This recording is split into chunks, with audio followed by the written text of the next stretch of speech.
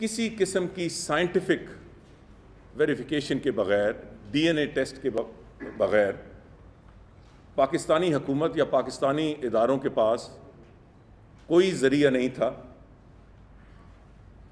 کہ ہم سرکاری طور پر اس خبر کی کنفرمیشن کر سکیں، اور یہ صورت اس وقت تک جاری ہے۔ جو بین الاقوامی اطلاعات ہیں، جو اطلاعات تحریک طالبان افغانستان کے کچھ حلقوں سے آئی ہیں، افغانستان سے اس پار سے آئی ہیں، اور امریکہ کے اس اطلاع کے مطابق آئی ہیں، اس کے مطابق تو یہ کہا جا سکتا ہے کہ ملا منصور ہی اس میسائل اٹیک کا، اس ڈرون اٹیک کا نشانہ تھے، اور وہ اس دنیا میں نہیں ہے۔ مگر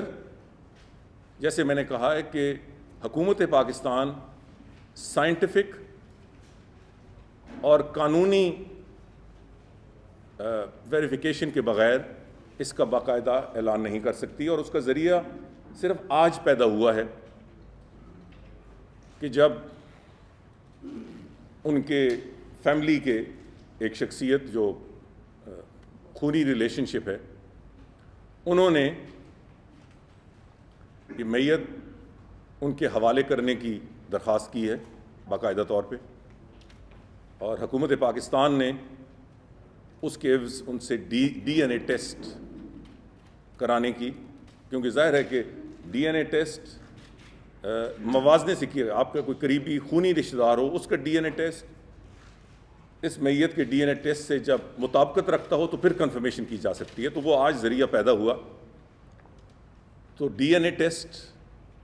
باقاعدہ لے لیے گئے ہیں، اور جیسے ہی اس کی کنفرمیشن آتی ہے اس کے بارے میں واضح اعلان کر دیا جائے گا۔ پاکستان کی ٹیریٹری کے کسی حصے پر اس قسم کی کارروائی